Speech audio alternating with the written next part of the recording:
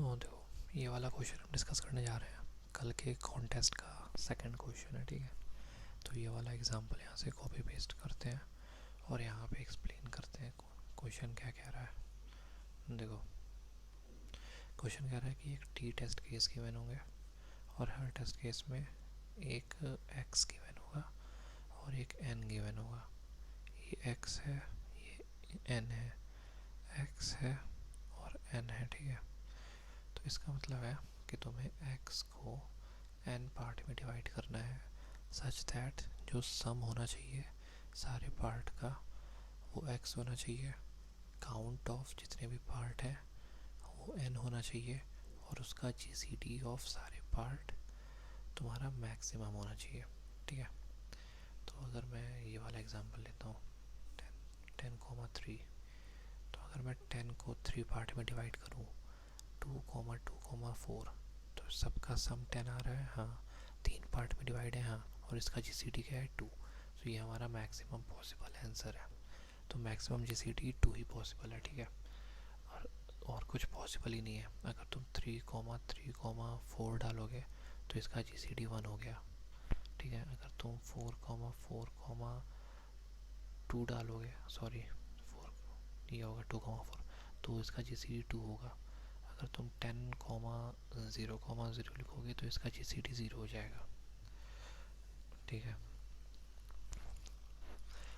तो ये हमें पता चल गया, सॉरी इसका जीसीडी 0 नहीं होगा, ये पॉसिबल ही नहीं है कोई ऐसा नंबर जो 0 को डिवाइड कर, ठीक है। तो ये हो गया। अब हमें क्या करना है, हमें सपोज करो अगर 420 और 69 था, तो 420 था और 69 था, तो 420 को 69 पार्ट में डिवाइड करना था सच दैट सबका सम 420 हो और उसका जीसीडी ग्रेटेस्ट मैक्सिमम हो। तो अगर मैं 6 इंटू 68 लिखूँ, इसका मतलब 68 टाइम्स 6, ठीक है, और बचा एक नंबर और उसमें 12 लिख दूँ, तो देखो इसका सम हो जाएगा 420, ये होगा 408, सॉरी, ठीक है। ये 408 हो जाए, ये हो जाएगा 408 और इसमें प्लस कर दोगे 12, तो टोटल हो जाएगा 420, ठीक है। तो 68 इंटू 6 408 और 12, तो हमने टोटल 69 पार्ट में डिवाइड कर लिया, जिसमें 6 होंगे 68 टाइम्स और 12 होगा 1 टाइम्स, तो उसका सम हो जाएगा 420। और जीसीडी कितना होगा, जीसीडी ऑफ कोर्स 6 हो जाएगा, क्योंकि 6 68 टाइम्स लिखे हो, मतलब 6,6,6 अप टू 68 टाइम्स और कॉमा 12, तो इसका जीसीडी ऑफ कोर्स 6 ही आएगा, ठीक है। तो ये तो हो गया। चलो इसको समझते हैं, इसको करेंगे कैसे, मतलब इसका तरीका क्या होगा इस क्वेश्चन को सॉल्व करने का। देखो तरीका क्या होगा, अगर मैं लिखूं जीसीडी ऑफ, ठीक है, A1, A2, A3 equals to GCD of A1, A1 plus A2, A1 plus A2 plus A3, तो क्या ये गलत है? नहीं, ये बिल्कुल सही है। देखो कैसे, अगर मान लेते हैं GCD of A1, A2, A3 lambda था, ठीक है, मान लेते हैं, तो क्या हम A1 को lambda times of capital A1, A2 को lambda times of capital A2, A3 को lambda times of capital A3 लिख सकते हैं? हाँ, लिख सकते हैं। तो अगर हम राइट साइड वाली चीज़ उठाएं तो हम A1 को लैम्डा A1 से रिप्लेस कर दें, स्मॉल A1 को लैम्डा कैपिटल A1 और लैम्डा कैपिटल A2 से रिप्लेस कर दें, और इसको lambda capital A1 plus lambda capital A2 plus lambda capital A3 से रिप्लेस कर दें। तो अगर इसमें से उसके बाद हम लैम्डा कॉमन ले लें तीनों नंबर में से, तो lambda of GCD of A1, A1 plus A2, A1 plus A2 plus A3, तो इसका जीसीडी क्या हुआ? ऑफ कोर्स लैम्डा हो गया, क्योंकि हमें पता है A1 एक प्राइम नंबर होगा, तो कभी इसका जीसीडी हमेशा हमेशा इन सब का आपस में 1 ही होगा। अगर मैं एग्जांपल लूँ, let's suppose GCD of 4, 12 and 16, तो इसका जीसीडी क्या होगा? 4 होगा। तो same to same GCD of 4, 4 plus 12 means 16, 4+12+16 means 32।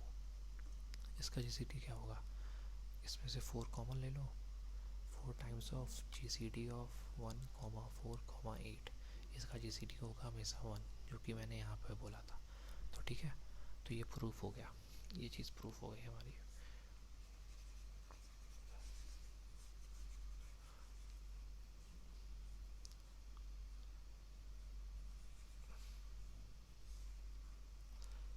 तो ये हमने प्रूफ कर दिया, ठीक है। तो सेम इसको हम और जनरलाइज करें तो GCD ऑफ A1 से लेके AN इक्वल होगा GCD of A1 A1 plus A2 up to so on A1 plus A2 plus A3 up to AN, ठीक है। ये चीज़ मैंने साइड में लिख दी।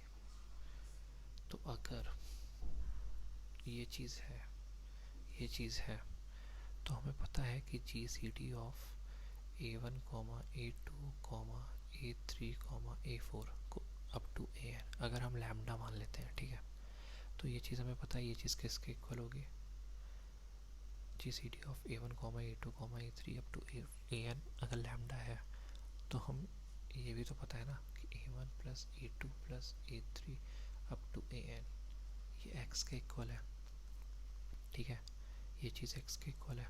तो अगर हम यहाँ से A1 को कैपिटल A टाइम्स लैम्डा लिखें, A2 को कैपिटल A2 टाइम्स लैम्डा लिखें, A3 को कैपिटल A3 टाइम्स लैम्डा लिखें और इसको वापस यहाँ पुट कर दें, ठीक है, तो सब में से लैम्डा कॉमन ले लेंगे और A1 plus A2 plus A3 up to AN हो जाएगा इक्वल्स टू x हो जाएगा।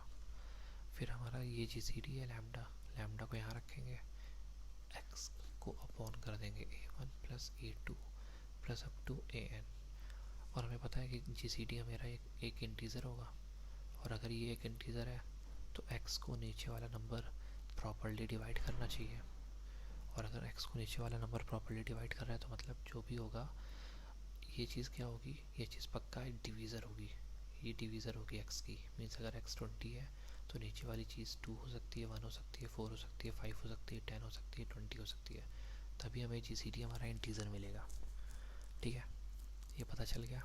अब हम एक एक करके अपने एग्जांपल लेंगे, ये वाला, ठीक है। अगर मैं इसको इरेज कर देता हूँ, ठीक है, ये मैंने इसको कर दिया इरेज। अब हमें क्या करना है, सपोज ये वाला एग्जांपल लेते हैं 10,3 लिया हमने, ये x है, ये n है, हमें पता है कि जो भी हमारा आंसर होगा वो 10 का डिवीज़र होगा। तो 10 का डिवीज़र एक हुआ 1, एक हुआ 2, एक हुआ 5 और एक हुआ 10, ठीक है। तो अगर 10 का डिवीज़र 1 है तो हम क्या लिख सकते हैं, 1,1,1,1 अप टू 10 टाइम्स, ठीक है।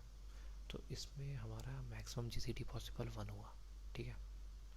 फिर हमने देखा 2 भी एक डिवीज़र है, तो हम क्या लिख सकते हैं 2,2,2,2,2, तो इसमें मैक्सिमम GCD हमारा पॉसिबल 2 हुआ।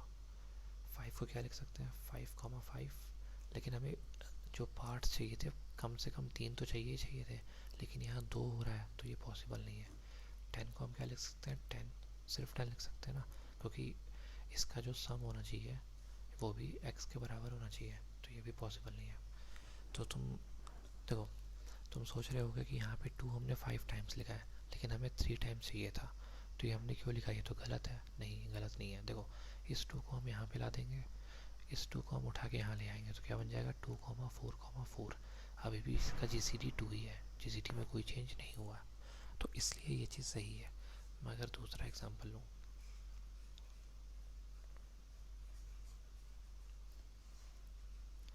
लेट्स सपोज मैंने लिया 420,69, इसका मतलब कि 420 को 69 में डिवाइड करना है, तो इसका एक डिवीज़र 2 होगा, 3 होगा, 4 भी होगा, 5 भी होगा, 6 भी होगा, 7 भी होगा, ठीक है।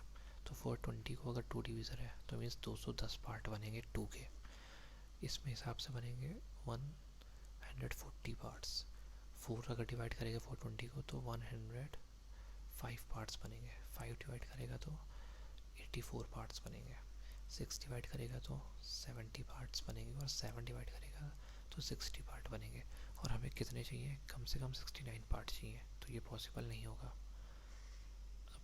अब ये पॉसिबल है, ये है, ये है, ये है और ये है, तो हमारा मैक्सिमम आंसर क्या हुआ, मैक्सिमम आंसर हमारा 6 हुआ, क्योंकि 6 को 70 टाइम्स लिख देंगे हम, हमें चाहिए 69 टाइम्स था, जो एक सिक्स जो एक्स्ट्रा था इसमें वो किसी एक में भी जोड़ देंगे, वो हमारा आंसर हो जाएगा। ठीक है, तो अगर मैं इसका कोड दिखाऊं तो कोड बहुत ईजी है। नंबर्स को इनपुट लिया है, एक एक करके नंबर चेक किया है, मल्टीप्लाई करके चेक किया है कि स्क्वायर रूट टाइम्स जाएगा, डिवीज़न निकालने का सिंपल टेक्निक। अगर आई एक्स को डिवाइड कर रहा है तो दो डिवीज़र पॉसिबल होंगे ना, जैसे कि